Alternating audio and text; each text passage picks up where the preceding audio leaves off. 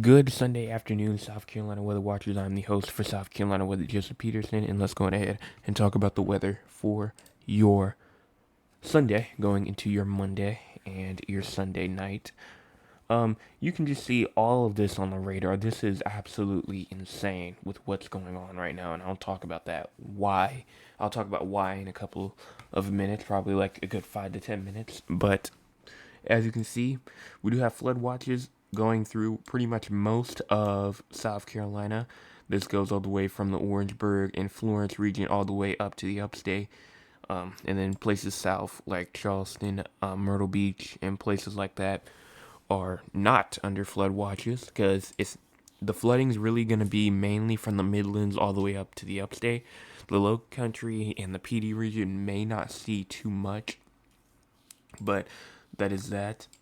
And then as we go on ahead and go to our west, as you can see, we do have severe thunderstorm watches and severe thunderstorm warnings, as well as we do have some tornado watches, as well as we had a huge upgrade, which I will show y'all that again around like 5 to 10 minutes. We had a huge upgrade when it comes to this severe weather update for today.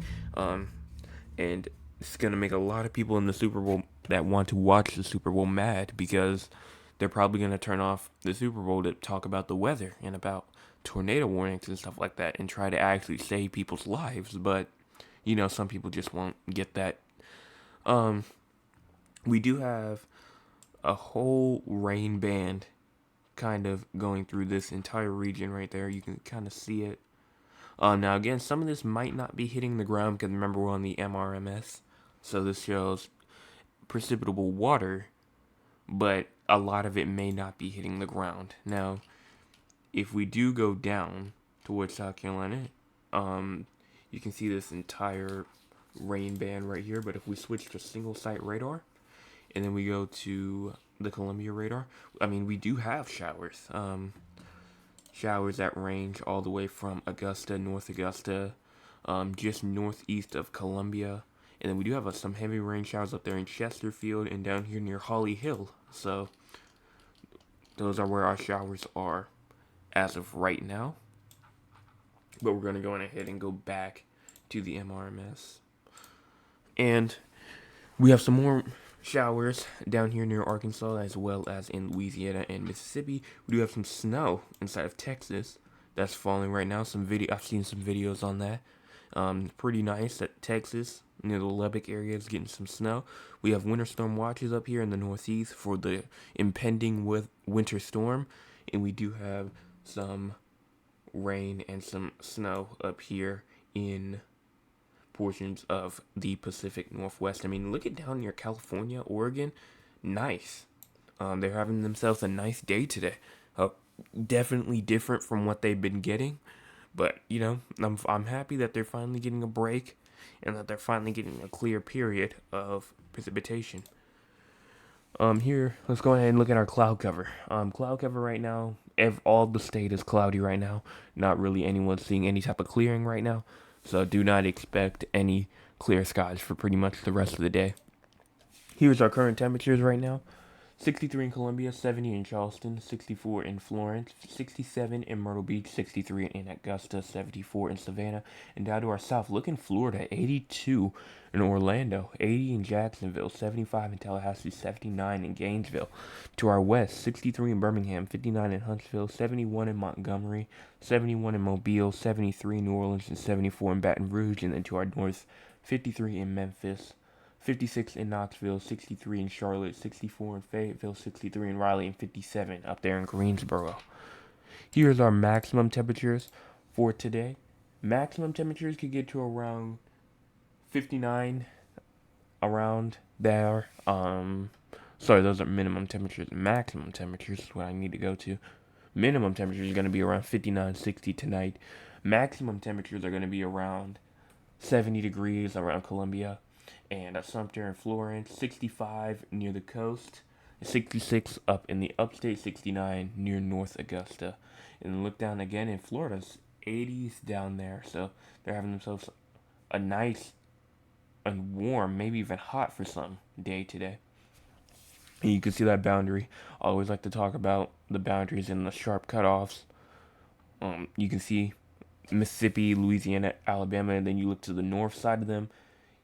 You have the lower 60s. When you get to the south side, you see those upper 70s. So that is that. And we already talked about the minimum temperatures, but we'll recap that again tonight. Here's our max wind gusts for the next 24 hours. Max wind gusts can reach to around 22 miles an hour up in the Midlands, 20 across the coast, and around 15 to 20 up there in the upstate. So nothing really for wind gust related. But those can definitely increase as I am watching for those when that cold front passes. They can bring some gusty winds 30 to 35 miles an hour. So watching for that as well. But we'll see what happens tonight when they update it. Here's our 24-hour precipitation totals. Around 1.5 inches for the upstate, 1.2 for Columbia, 1 inch for Sumter, 9/10 of an inch for Florence, about a half an inch for Myrtle Beach, and a tenth of an inch for Charleston. So, not even, and maybe not even any accumulation for Beaufort. So, I mean, this is really interesting here. But we can go 48 hours out, and you can see, yeah, there it goes. It starts to get more. Here's the next 48 hours, 72 hours. Um, here's, I bet we're mainly paying attention to the 24 hours. 24 hours, here you go. And really a lot for the upstate and the Midlands region, but it's really the low country. We won't really see a lot. Here is our model run. Shows us what the radar could potentially look like. We're going to go ahead and move on to the NAM 3 kilometer though, because I am not only showing 10 hours. But if we push this forward, and I'm going to use the dragger actually, you can see those showers and storms really start to move in late tonight. And this will bring heavy rain, heavy downpours, maybe even some flashes of lightning. And tomorrow, here we go. We have those storms will really start to get into the upstate too, around like 2, 3 o'clock tomorrow. And then we might have those storms hit the Midlands at around 7 p.m., getting around there tomorrow. And then once those passes, we will have a chance for seeing some thunderstorms for the low country at around 8 p.m. So even though it's not really showing too much of a thunderstorm activity type thing, if a shower gets inside the area and it can develop, it will definitely start a thunderstorm. Just because the models doesn't show, remember these models go by hourly. They don't go by every minute, every second. They go every hour. So they're going to miss some things, obviously. And then here is the thing that I really was talking about, that I was really worried about. We do have an enhanced risk of severe weather for Jackson, Mississippi, the Woodlands, Texas, Alexandria, Louisiana, Conroe, Texas, and Meridian, Mississippi. This does come with a 10% hatch risk of severe tornadoes. That means there is a 10% chance of a tornado starting, and then we have a 10% chance that that tornado will be a EF2 or higher. We do have still have that 15% chance of damaging winds, but we do now have a 30% hatch risk of hail, meaning that there's a 30% chance that hail could form damaging hail, and there's a 10% chance that that hail could be up to tennis to possibly baseball-sized hail. Is possible with that.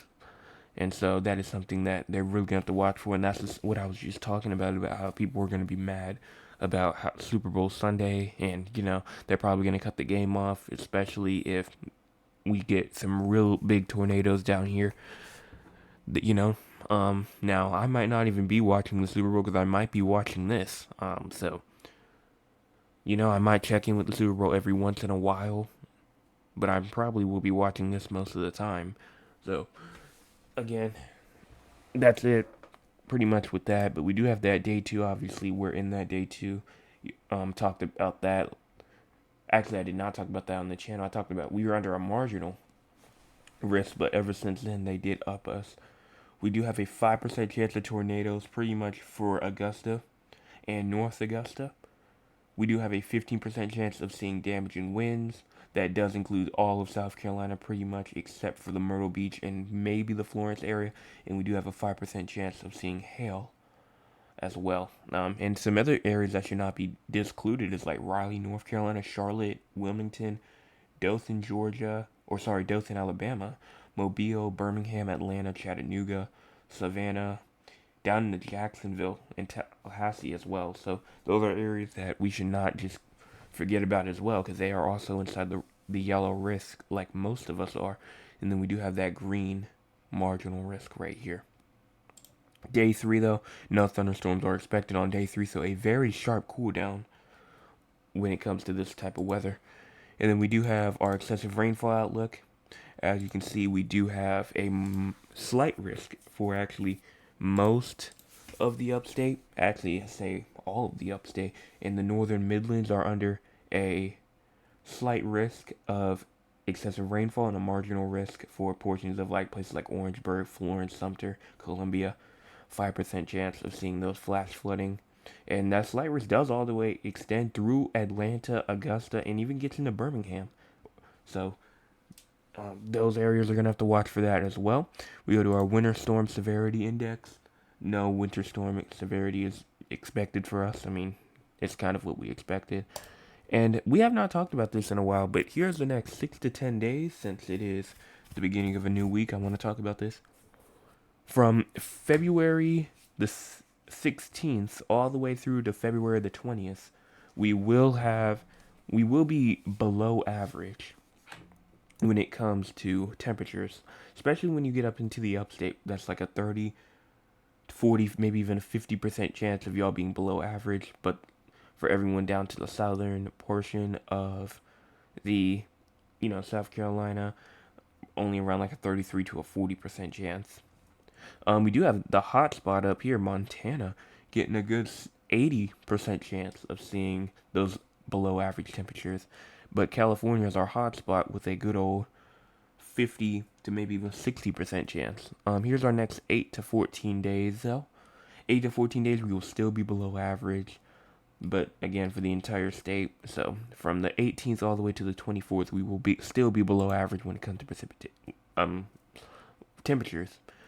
But for precipitation, that's a different story. The next 6 to 10 days, from the 16th to the 20th, we will be above average. And California will be receiving that next atmospheric river, so that's why they are under a bit of a more higher chance of seeing those higher rainfall totals. And we, again, are above average when it comes to precipitation. And then when we look at the 8 to 14 days, from the 18th to the 24th, we do have an above average chance of seeing precipitation.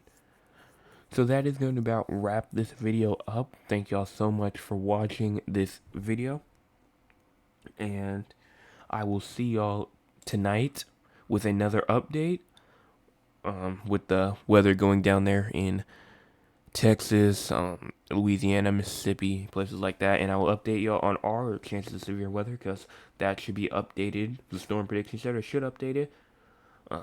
And yeah, thank y'all so much for watching. And I'll see y'all tonight.